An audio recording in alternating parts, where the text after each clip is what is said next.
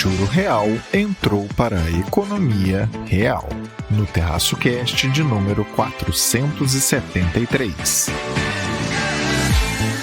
Fala pessoal, Caio Augusto, direto da noite de 30 de julho de 2025, quarta-feira, em um dia em que tivemos um parcial taco e um ministro do STF sancionado, trazendo diretamente de Ourinhos, no interior de São Paulo, o 473 do Terraço Cast, o episódio da segunda quinzena deste mês de julho, de 2025, claro. Novamente em cima da linha, mas seguimos presentes, trazendo as análises que você tanto gosta. Quem me acompanha hoje, elas do trio mais amado do Brasil. E aí, Raquel de Sá.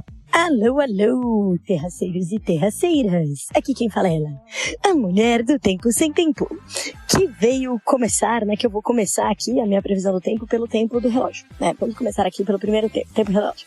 Esse tempo do relógio, ele vai começar com uma desculpa, uma desculpa pública aqui ao nosso querido âncora Caio Augusto, para quem eu prometi fazer uma transmissão no Terraço Cast diretamente da Expert XP 2025, a maior feira de investimentos do mundo. Só que acontece que o tempo venceu, na guerra da mulher do tempo sem tempo contra o tempo foi vitorioso e eu acabei ficando sem tempo, acabei esquecendo, o São Longuinho aqui, ele brigou com o São Pedro e tal, e eles resolveram o São Longuinho ganhou, a luta, e eu esqueci. Mas tudo bem, porque eu trago isso aqui fresco em minha memória e eu trago aqui pra vocês, diretamente de um dia depois da Expert XP 2025, a previsão do tempo, que eu sei que é isso que vocês estavam esperando. E aqui na previsão do tempo, temos pazes com São Pedro, depois de São Pedro fazer eu passar muito calor, muito calor durante as minhas férias, eu acho que ele quis me pregar uma peça. Eu pedi tanto sol, eu sou uma pessoa uma alma tão solar, essa mulher do tempo sem tempo, pedi tanto pelo sol e o sol veio. E o sol veio em 45 graus, o sol veio em grandes quantidades, E realmente, o São Pedro me pregou essa pecinha.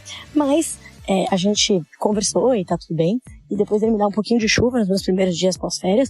Eu estou aqui num dia ensolaradíssimo, no litoral de São Paulo, descansando pós-descanso, que é o que a gente gosta, férias depois das férias. Mentira, não é férias, não, é apenas um fim de semana. Mas é isso, gente, a mulher do tempo sem tempo já tá ficando até sem tempo de tanto prelúdio que eu tô fazendo aqui. Desculpas aceitas, até porque essa voz também acabou sendo vencida pelo tempo nos últimos tempos. E sobre o tempo não do relógio, da previsão do tempo, segue um frio ameno no interior paulista. Frio ameno porque não chega a ficar consistentemente abaixo de 10 graus, mas não supera com facilidade 20 graus. Excelente, para quem gosta, claro. Fala, Renata Couto.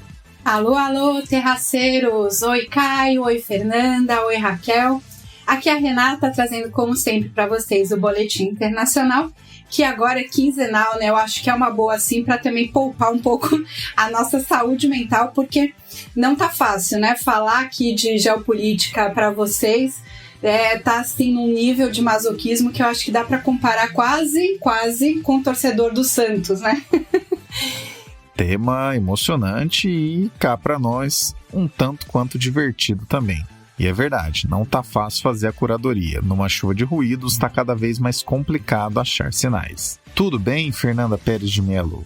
Oi, galera do Terraço Cast, tudo bem? Olha, quase não vim nesse episódio para falar com vocês porque a minha voz tá meio pra lá, Já não tá muito boa porque eu tive uma tosse, mas tô aqui com vocês pra gente conversar mais sobre investimento. Fernanda com voz oscilando, mas sempre aqui conosco. Conferida a previsão do tempo e escaladas as participações de hoje, vamos ao 473.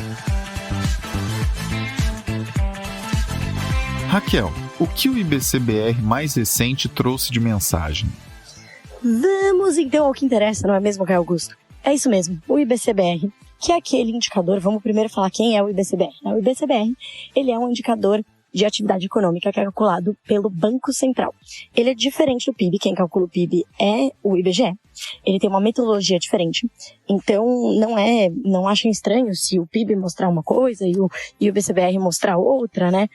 Não totalmente diferente, mas né, em termos de um cresceu, o outro caiu brutalmente, mas eles têm metodologias diferentes, então por isso não é o mesmo número. A maior parte dos analistas de atividade econômica não usa o IBCBR como componente ali para fazer as contas do PIB, as projeções, porque realmente é uma metodologia diferente e ele é um pouco mais errático, vamos dizer. Porém, né, ele é um indicador interessante para a gente medir um pouco é um termômetro, né? Assim como a gente tem os PMIs, né, os índices de gerentes de compras, que são um bom termômetro para a atividade econômica, como o PIB é trimestral, é legal olhar esse indicador mensal aí do Banco Central, né? Assim como também acompanhar os indicadores setoriais mensais, né? Que a gente tem a PIN, né, que é a pesquisa de indústria, tem a PMS, que é a pesquisa de comércio, de serviço, desculpa, e a PMC, que é a pesquisa de comércio.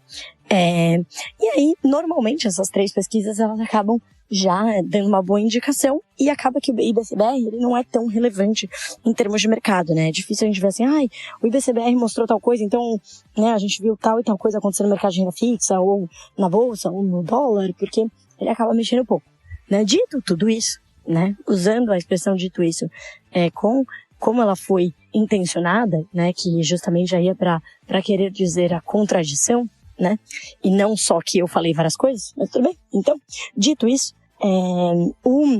o número na última IBCBR, que foi referente a maio, que foi divulgado no meio de julho agora, né, no dia 15 de julho, se eu não me engano, ele já mostrou um certo enfraquecimento, né, então ele mostrou uma queda de 0,7%, na comparação mensal com o ajuste sazonal, e aí isso acabou chamando a atenção, inclusive, né, do nosso âncora Caio Augusto aqui, né, Caio?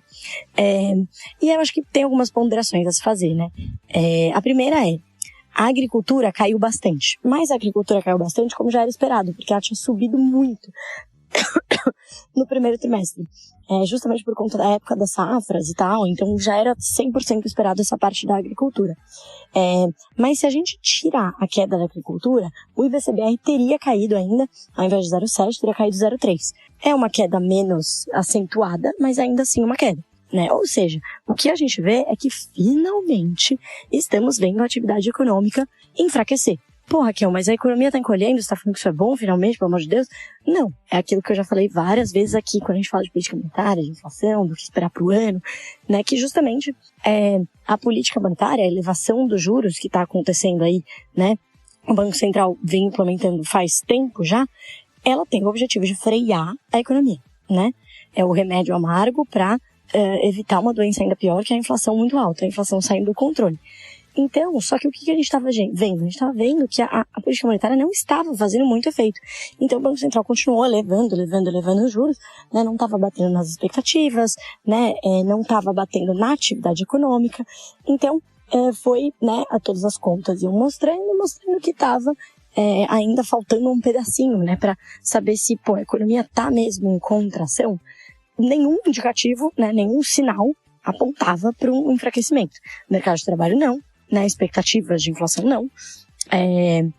A inflação corrente começou a apontar já, começou a dar uma virada, mas eram coisas mais pontuais e menos a ver com a atividade econômica, então como, por exemplo, questões de safra, de alimento, etc., questões climáticas, e não tinha sinal ali na atividade econômica de que a atividade estava perdendo um pouco de força. E aí, finalmente, começamos a ver. A gente começou a ver ao longo do mês já, né, em maio, quando a gente olhou ao longo do mês, eu digo, nos dados referentes, tá? A gente já tá olhando dados de junho já, das pesquisas mensais, que já mostra um certo arrefecimento, mas ainda tá muito volátil, tá? Então tem mês que, por exemplo, agora não vou lembrar de cabeça, mas teve mês que serviço caiu, depois subiu de novo, varejo a mesma coisa, né? Então, assim, a gente vê os primeiros sinais. Não é uma queda abrupta, né? Não é um negócio que, pelo amor de Deus, gente, olha o IBCBR, caiu quase 1% meu Deus. Não, né? Tem essa questão da agricultura, porque cresceu muito, base de comparação, e tem, né, então a gente já tá falando de um número bem menor, né, de 0,3 mais ou menos, se a agricultura tivesse mantido estável, e aí já mostra aí um quadro mais um arrefecimento paulatino, gradual. Então, de fato, era o que o Banco Central, né, tava querendo que acontecesse. E agora olhando vamos tentar dar um pouco de mandinar aqui, né? O que esperar para a semana que vem, que vai ter decisão do Copom. Provavelmente vai ter uma manutenção das taxas de juros, né? No 15%. E o Banco Central deve sim trazer aquela mensagem de juros altos por período prolongado. Eles devem manter essa mensagem mais rígida ali em relação à política monetária. Por quê? Porque tem alguns sinais, eles devem colocar isso na fala, no comunicado, né? Que tem sim sinais mais, né, um pouco mais claros de desaquecimento da atividade econômica, mas o mercado de trabalho, zero sinal. Então, assim, salário subindo ainda acima da inflação, todos os dados aí de mercado de trabalho mostrando ainda, assim, um mercado bastante aquecido. Mas já começamos a ver na ponta ali, né, ou seja, ali naquela mudança marginal, né, economicamente falando, mesmo que é uma mudança menor, que já mostra aí uma atividade que perde um pouquinho de dinamismo. Então, vamos ver, né, provavelmente é isso aí, não sei se eles chegam como eu falei, o BCBR é um pouco menos relevante nesse sentido, mas pode sim ser que o Banco Central, né, se refira à perda de dinamismo da atividade econômica como um todo, né, isso deve ser dito ali. E aí, gente, como prometido, trazendo aqui, tentando fazer um gancho aqui com o que eu ouvi lá na Expert, né, cara, a gente ouviu, assim, tema global, não importava o painel, tava todo mundo, obviamente, falando de tarifas, falando de Trump, falando de um mundo diferente do que mudança estrutural. Algo que eu ouvi em um painel, agora não lembro qual, mas que eu achei bem interessante, é que a gente tá falando de uma mudança estrutural, né, de uma mudança que agora o mundo, que era algo que eu já vinha, né, não sou tão esperta, não, mas que, enfim, já estava lendo há um tempo, né, desde o começo do ano ali, da eleição do Trump, que se começava a se ver esse movimento do mundo. Não é um mundo que eu não ouvi ninguém falando assim, não, vai ser um mundo muito fechado, desglobalizado. Não, na verdade, é uma mudança estrutural que deve até ficar potencialmente um pouco mais multipolar no médio prazo, porque a gente vai ter a gente já vê os países se movimentando, né, tentando substituir ali uma dependência grande dos Estados Unidos, que eles tinham de comércio com os Estados Unidos. Então, nesse meio tempo, a gente vê México se aproximar do Brasil, a gente vê China abrindo conversas de novo com a União Europeia, a gente vê Reino Unido e União Europeia conversando de novo. O Reino Unido e a Índia acabaram de assinar um acordo de livre comércio de verdade, né, que diferente daquilo que os Estados Unidos fez com o UK, que foi meio que uma carta de entendimento, que o Trump chamou de acordo, né, que como eu sempre falo, né, esses acordos eles demoram muito tempo para serem efetivados, né, a gente não é em 5 minutos que vai ter um acordo, né? Isso demora anos aí de negociação, que era algo que já estava sendo negociado entre Reino Unido e Índia, por exemplo. Como dizem meus queridos amigos do Petit Jornal, o Trump está sendo um ótimo tio, um ótimo pai de acordos de livre comércio, né? Patrocinador. Porque é isso, tá todo mundo buscando outras, se adaptando, né? Adaptando a economia. Mas no meio tempo, isso traz muita volatilidade, principalmente quando a gente fala de mercado. Então isso eu ouvi bastante, né, por lá, nesse sentido. E quando trazia para a realidade brasileira, uma visão parecida de, olha, a gente estava se beneficiando de um movimento de rotação global, a gente estava se beneficiando de estar meio ali esquecido nesse xadrez tarifário. Tipo, o Brasil, não, tá ali só com 10%, tal, tem superávit, né, os Estados Unidos tem superávit com o Brasil, então tá tranquilo, né, até que não rolou, né. Então a gente estava se beneficiando, era um cenário global que acabava beneficiando a gente, uma economia fechada, né, que isso em 90% do tempo é ruim, mas em 10% aí, nesse caso, tá sendo bom, né. Só que aí a gente acabou entrando, né, como eu falei no último episódio, a gente acabou entrando aí pro spotlight, pro destaque, né, pro caderninho de curiosidades do Trump, isso, né, a tarifa aí de 50%. Né, então isso acaba, eu acho que também há um certo consenso de que o impacto não é muito grande em termos macro, é mais setorial, mas isso traz também, muita gente falando sobre como isso traz incerteza também para o cenário brasileiro, que era isso, o Brasil estava meio que na osmose ali, tipo, rotação emergente, tem o Brasil aqui. O Brasil tá, né, parece que tá de boa aqui, uma economia fechada, os Estados Unidos não tá enchendo muito, vamos para lá, né, ou muito fluxo que veio para emergentes, assim, por índices, né, e tal, sem tirar o Brasil, e aí agora isso acaba, há um risco de se reverter, e a gente ter, pela percepção de risco mesmo, né? As pessoas não, de uma maneira geral, os analistas, economistas, grandes, né, investidores não sabem detalhes sobre a economia brasileira. Então, é isso, acaba, quando não se sabe, não sei, fica na dúvida, então sai. Então tem esse risco de a gente ter um impacto mais indireto, que é o que eu falei até no último episódio. Se falou bastante. E olhando aqui para o Brasil, para a economia brasileira, muito se falou do fiscal, né? Então, a gente estava ali sendo beneficiado por um cenário externo favorável, a gente estava ali sendo beneficiado, né, por um crescimento, né, um crescimento assim que estava surpreendendo para cima, sem necessariamente pressionar tanto a inflação, até que, né, teve uma guinada forte aí da parte fiscal, né? Então o governo foi meio que aos poucos, até que virou totalmente a torneirinha do fiscal, né, indicando que vai continuar. Justamente isso que eu falei da atividade está perdendo força. Não sei se isso vai se manter, né? Principalmente no ano que vem, que é um ano eleitoral, que o governo deve acabar, né? Governos do mundo inteiro gastam mais dinheiro em ano eleitoral, né? Fazem mais estímulos à economia, impulsionam a economia, né? Não deve ser diferente por aqui. Então é isso, a gente tem uma preocupação, o Brasil de novo com uma preocupação, todo mundo com uma preocupação muito grande do fiscal, da gente estar desfazendo o que foi feito durante alguns anos, né, de ganhos institucionais do ponto de vista fiscal, que também uma opinião de que o arcabouço fiscal vigente, ele não é, enfim, não é sustentável, que ele precisa mudar, e que o que está sendo feito é tapar o sol com a peneira e ir consertando no curtíssimo prazo, né? Então, muito se falou também sobre as eleições, potencial alternância de poder, o que poderia vir de novas políticas econômicas nesse sentido, né, para tentar um foco em reformas estruturais e um pouco mais sustentáveis de longo prazo. Mas de uma maneira geral é isso, assim. Muito se falou também da perda do desdolarização, que, apesar dos Estados Unidos estar enfraquecendo, ele ainda tem um excepcionalismo, né, está enfraquecendo em termos institucionais, tem uma percepção de risco um pouco maior, o fiscal está pior por lá, mas os Estados Unidos ainda é os Estados Unidos, né? As empresas ainda geram muito lucro, olha o que está acontecendo na temporada de resultados. A gente teve muita discussão sobre inteligência artificial, né? Tudo isso com muito foco em Estados Unidos e China. Então, assim, não deve ser, né? Não há uma opinião, não ouvi nenhuma opinião de que agora é o fim da era Estados Unidos, agora o mundo vai mudar, Estados Unidos vai pro ralo e venda dólar, né? Acho que nem tanto lá, nem tanto cá. IBCBR, mesmo com metodologia diferente do PIB, serve para a gente verificar certas tendências em prazos mais curtos. E o que essa medição de maio mostrou é que, finalmente, os juros elevadíssimos que temos no Brasil começaram a entrar para a economia real. Ainda é uma redução leve, principalmente levando em conta que a inflação segue consistentemente acima do teto da meta e o desemprego segue em níveis mais baixos em 10 anos.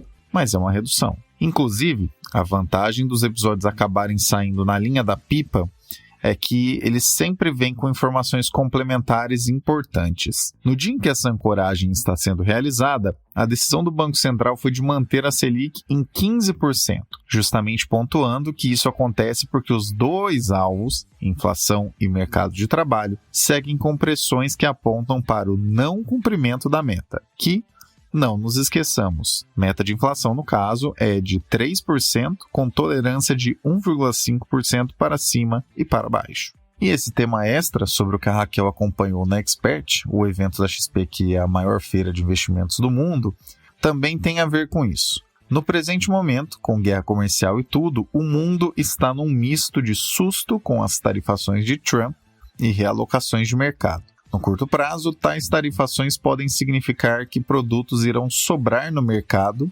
enquanto não são reacertados os aspectos produtivos e nem são fechadas novas parcerias comerciais. Sobre esse ponto dos aspectos produtivos, é importante a gente lembrar que não é só difícil aumentar uma produção, mas também é difícil e não é automático diminuir uma produção, porque envolve pessoal, envolve maquinário, envolve cadeia logística, então não é fácil você fazer um movimento para cima e também não é fácil fazer um movimento para baixo. Já no médio e longo prazo, as coisas vão se rearranjando e pontas interessadas em comércio farão negócio. E sobre o fiscal, já falamos longamente aqui. O gerador de lero-lero da equipe econômica deixa bem claro que eles não irão fazer nada de estrutural e, no máximo, entregarão um empate de contas de agora em diante. O que, conforme se aproxima o ano eleitoral, é algo que, pessoalmente, essa voz que vocês estão ouvindo agora truca. E fechando, planejamento financeiro é importantíssimo. para o assunto não ficar muito longo, deixo aqui o compromisso de que falaremos mais sobre esse tema mais adiante.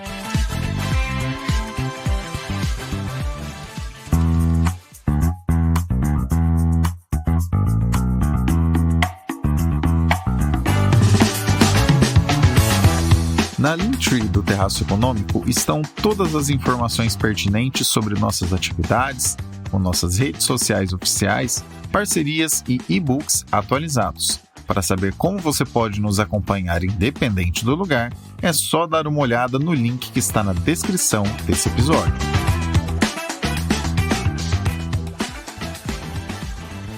Renata com o Boletim Internacional. Elon Musk e a autodestruição de patrimônio. Então, vamos lá, né? A gente estava falando, né? O Caio pediu para eu falar de novo, dessa vez do Elon Musk e do Trump. É aquilo, né? Eu tô aqui, eu poderia estar na praia, tô comendo um pastel, tomando uma caipirinha, eu poderia estar, né, ouvindo uma música clássica, poderia estar fazendo várias coisas e tô aqui trancada na minha despensa num domingo ensolarado para conversar com vocês um pouco sobre o Elon Musk e o Trump. Mas antes disso até, né, eu queria fazer um desabafo, porque assim, como a gente está numa crise impressionante, uma crise de liderança pública, né? Eu tenho uma amiga, a Mônica Waldvogel, ela tem um programa na Globo News que chama Liderança S.A. Até eu estava assistindo hoje cedo um programa bem interessante com o primeiro brasileiro, que é presidente da L'Oréal no Brasil. E se ela fosse fazer, né, esse mesmo programa, em vez de falar com lideranças do setor privado, falasse com lideranças do setor público, acho que ela não ia conseguir fazer nenhum programa, porque realmente, né, tá difícil, né? Assim, estamos num vácuo de liderança que o melhorzinho tá tomando tapa na cara da mulher aí quando tá saindo do avião, né? Então a situação realmente bastante crítica. E antes de falar, né, desse assunto eletrizante aí, né, das últimas, ou provavelmente as penúltimas do Elon Musk, né, porque quando a gente está falando, assim, de algumas pessoas do Trump, do Elon Musk, do Lula, do Bolsonaro, a gente está sempre, eu falo aqui para vocês o que parece ser a última, mas quando vocês escutarem, provavelmente vai ser a penúltima ou antepenúltima, porque eles estão sempre aprontando das suas, né. E até queria retomar, antes de falar, né, um assunto que a gente comentou algumas semanas atrás aqui no podcast, na questão das terras raras, que é um exemplo disso, né, um exemplo bem interessante dessa falta de liderança, né. Se a gente for ver o que a gente chama de terras raras, né, que são essas terras mineráveis e que tem esses minerais que ficam ali escondidinhos embaixo da tabela periódica, o pessoal que gostava de química no ensino médio deve lembrar. Na verdade, essas terras raras, elas não são tão raras. E hoje, assim, né, o que a gente sabe de terras raras, elas estão concentradas principalmente na China e no Brasil. E tem alguns lugares do mundo também, mas esses lugares são os lugares onde mais se sabe que tem reservas desses minerais. Mas assim, com uma pequena diferença, que vocês vão entender que não é nada pequena, que a China ela tem uma tecnologia bastante específica e bastante moderna, inovadora de extração desses minerais. Então, apesar de o Brasil ter grandes reservas de terras raras, o Brasil não tem essa tecnologia. Então, o que a gente tem aí é uma reserva como se fosse um dinheiro embaixo do colchão. E seria, de fato, muito interessante para o Brasil, se a gente pensar de uma maneira mais estratégica, mais de longo prazo, que o Brasil fizesse, por exemplo, uma parceria com os Estados Unidos, que tem dinheiro, que tem tecnologia, que é o grande mercado consumidor, para poder desbancar um pouco a China, que hoje tem um monopólio, né? A gente falou sobre a questão de terras raras da China, né? Como eu mencionei algumas semanas atrás, né? Aquela estratégia da China, né? De colocar o doce na boca de criança, né? De liberar a exportação e facilitar a exportação desses minerais para os mercados consumidores, para depois, estrategicamente, poder tirar isso daí, né? E criar uma dependência de produtos que hoje só ela produz, né? Então o Brasil poderia, tanto o Brasil quanto os Estados Unidos poderiam se beneficiar de um acordo desse, né, estratégico, de tecnologia e tudo mais, mas a gente tem duas lideranças aí, né, uma liderança tipo Trump, que tem essas ideias megalomaníacas de comprar a Groenlândia, sei lá, e um líder também no Brasil tipo Lula, que tá com essa, né, de o petróleo é nosso, de os minerais são nossos, tentando aí desenvolver uma tecnologia brazuca, meio à la Gurgel, que a gente sabe, né, Gurgel é pro pessoal mais antigo aí, o pessoal mais novo não vai saber essa referência, mas foi uma época aí que o Brasil tentou desenvolver aí o seu carro assim, com tecnologia 100% brasileira e não deu muito certo. Então, é mais uma vez, né, uma coisa que é muita bravata política e desperdício na área econômica. Mas enfim, né, vamos falar do Elon Musk. O Caio compartilhou comigo um artigo bem interessante da Bloomberg que mostra assim, né, o quanto o Elon Musk ele é um risco para o próprio império que ele criou, né? Ele criou assim, a Tesla é uma das grandes, né, empresas montadoras mundiais.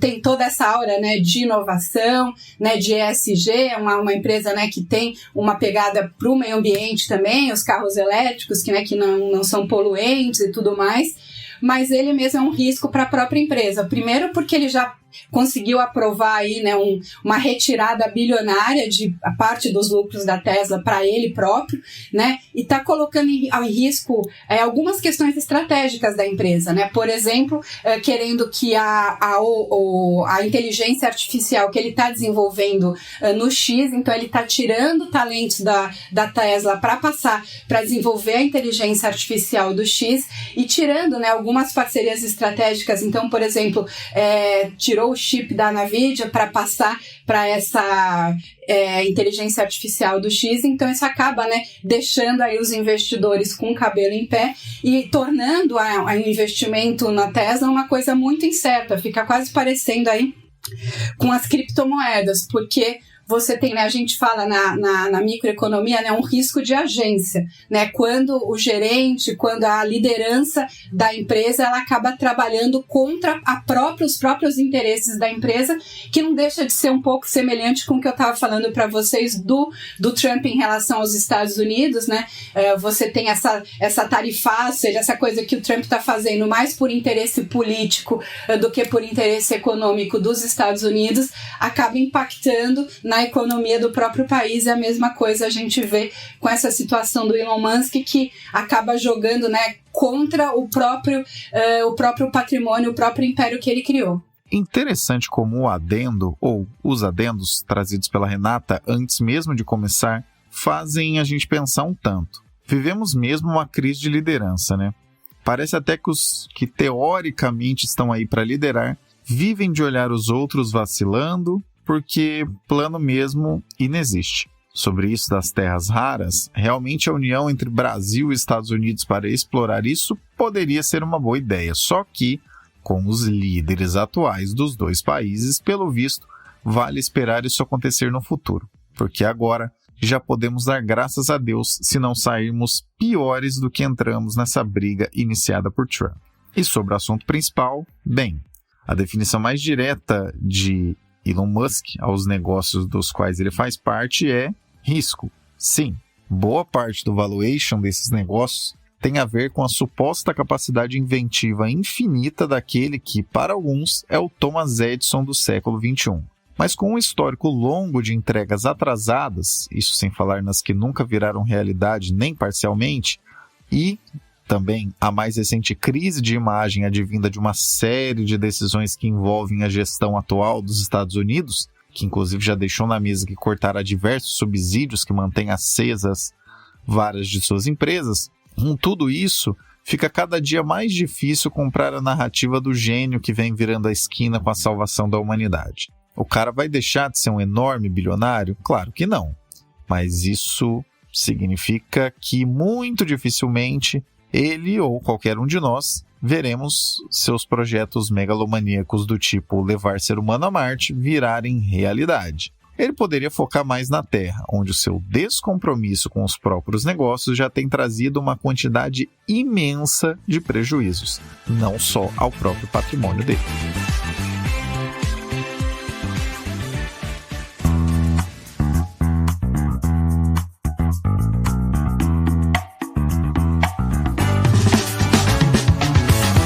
Você gosta de como abordamos os assuntos aqui no TerraçoCast, focando mais em traduzir os tópicos e passar a real do que em falar o economês chato que a média da nossa classe produz?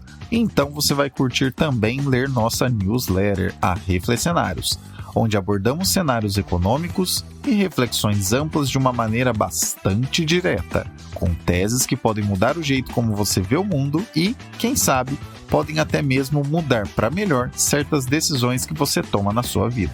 Não deixe de colocar seu e-mail no mailing do Terraço para receber as próximas edições. O link está na Linktree, que está na descrição desse episódio.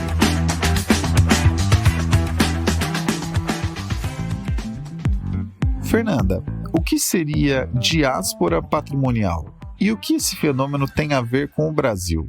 Diáspora patrimonial. Esse tema que eu resolvi trazer aqui hoje para a gente falar é o tema que foi o centro das discussões no último evento da Avenue, do qual eu participei. E eu queria dividir com vocês aqui do TerraceCast o que a gente pode tirar de aprendizado para o investidor brasileiro, né? Que é uma palavra bastante elegante, né? A diáspora, se a gente for olhar no dicionário, ela significa a dispersão de um povo por algum acontecimento de preconceito, uma perseguição política, religiosa ou étnica. E quando a gente fala de uma diáspora do patrimônio, o que a gente está falando, né? A gente está falando de uma movimentação do capital pessoal para um outro lugar, né? Para fora do país, no caso. Seja por motivos de proteção, seja por diversificar ou por uma busca por oportunidades globais. E aqui, não só uma tendência pontual. O que a gente queria tratar aqui hoje com vocês, terraceiros, é o movimento estrutural que tem acontecido, que reflete essas mudanças demográficas, tecnológicas, comportamentais que vêm se intensificando. Então, para começar, é importante a gente entender o cenário atual do mundo. Hoje, os Estados Unidos concentram mais de 25% do PIB mundial, com só 4% da população global. Então, a economia americana não só permanece como a maior e a mais dinâmica do mundo, como também abriga 9 das 10 maiores empresas globais. Então, assim, tem muita gente que diz, olha, não acredito nos rumos da economia americana, mas quando a gente fala de bolsa americana, a gente não está preso só às companhias domésticas, né? Se a gente for olhar para a B3, o que a gente tem aqui são empresas brasileiras. Se a gente olha para a bolsa americana, lá tem as principais empresas de diversos países. Então, a liderança dos Estados Unidos é incontestável quando a gente fala em inteligência artificial, no protagonismo, né, no mercado financeiro, na computação em nuvem, e-commerce, biotecnologia, todos os grandes movimentos econômicos do século XXI têm o epicentro nos Estados Unidos. E isso se traduz diretamente no mercado financeiro, porque o valor somado do mercado acionário e de dívida dos Estados Unidos ultrapassa 100 trilhões de dólares. O dobro da soma dos mercados do Japão, do Reino Unido, da Alemanha, da França, da China, ou seja, se a gente pegar ali o G7, né, e entender que os Estados Unidos, com 100 trilhões de dólares, tem mais da metade que os outros restantes, né, então, somando todos os outros, a gente chega a 50 trilhões de dólares, e nos Estados Unidos ultrapassa 100 trilhões de dólares. E é aí que a gente entende. A Bolsa Americana concentra mais de 1.000 empresas estrangeiras listadas, sendo 3 vezes maior que a B3 em quantidade de ativos disponíveis e quase 10 vezes maior quando se consideram apenas os papéis líquidos. Mas aqui, nós, o brasileiro médio, a gente ainda tem uma visão muito doméstica.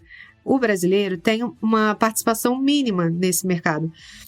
Segundo os dados mais recentes, só 2,5% do patrimônio do brasileiro, na média, está alocado em ativos internacionais. Isso é muito pouco, especialmente considerando que entre 16% e 18% do nosso consumo hoje está exposto ao dólar. Produtos importados, serviços digitais, viagens, educação, tudo isso é direto ou indiretamente afetado pelo dólar. E mesmo assim, a nossa carteira de investimentos permanece excessivamente concentrada em reais. E essa desconexão se torna ainda mais grave quando a gente olha para o futuro. O Brasil é o palco da segunda maior transferência de riqueza geracional do mundo. O que isso quer dizer? O dinheiro saindo dos pais e indo para os filhos, né? A gente tem cerca de 9 trilhões de dólares em patrimônio trocando de mãos. Esse capital vai passar para uma geração que já nasceu digital, é globalizada, não tem amarras ideológicas de décadas passadas. E essa nova geração quer investir em ativos globais, usar plataformas internacionais, consumir conteúdos financeiros do mundo inteiro e proteger o seu patrimônio com instrumentos compatíveis com essa nova realidade. Esse é o ponto central da diáspora patrimonial, ou seja, ela não é só financeira, ela é também geracional. Por isso que a gente não fala que é uma diáspora financeira. É patrimonial porque a gente está falando do dinheiro das famílias, né, indo para os filhos. É uma mudança cultural, tecnológica. O investidor brasileiro mais recente, né, o mais jovem, não está interessado em replicar a carteira dos pais. Ele não quer depender mais do Ibovespa somente, dos fundos locais, dos imóveis no Brasil. Ele quer ter acesso à Apple, à Nvidia, ao mercado de Venture Capital nos Estados Unidos, aos ETFs globais, à renda fixa americana, né? Investir onde o crescimento acontece. E a comparação é muito clara. Em 2009, o Brasil era capa da Economist como uma promessa global. No evento da Avenue, o Daniel Haddad trouxe um dado que é bastante interessante. Quem investiu no Ibovespa naquele período perdeu mais de 30% em dólar desde então. Quem investiu na Nasdaq multiplicou o seu capital por 9 vezes. Essa é a diferença entre focar em um ruído e entender o que é estrutural. A economia global se transformou e quem ficou preso ao mercado local ficou para trás. Mais do que nunca, essa resiliência financeira individual depende de uma alocação global. E aí, o Caio vai concordar, a Rachel vai concordar, a Rê vai concordar que todo mundo chega pra gente, nossos amigos, pergunta: será que é o momento de comprar dólar? Eu vou viajar daqui a uns 6 meses, você acha que eu já devo comprar dólar agora, ou melhor esperar? E a gente não tem bola de cristal, né? Mas o mais inteligente a se fazer é, independente de onde o mercado estiver, eu vou executando meu plano de ter um percentual do meu patrimônio em dólar.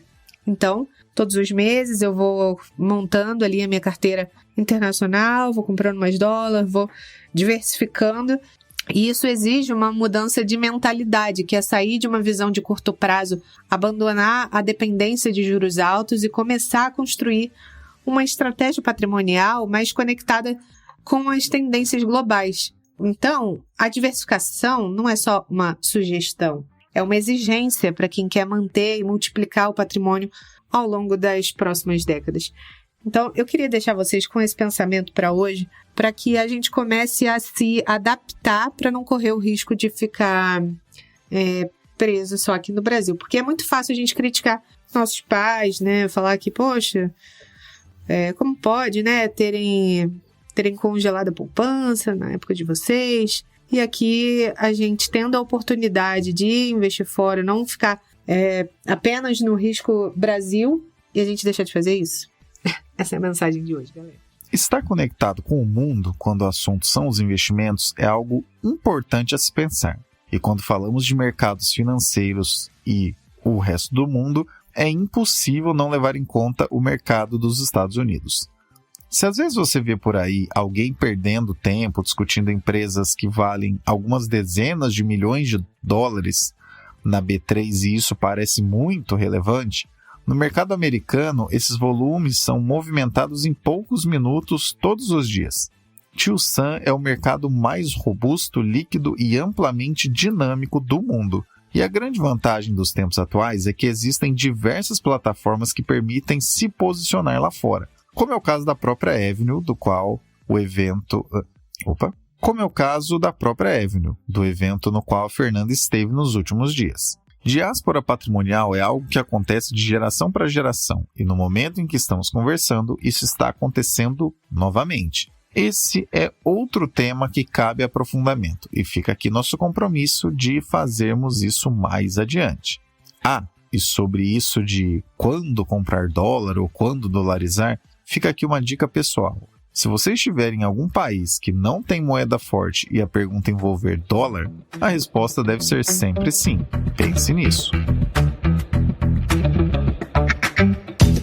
Vamos então nos encaminhando para o encerramento do 473, o da segunda quinzena de julho de 2025. Deste que é o podcast de economia, política e assuntos afins mais amado do Brasil.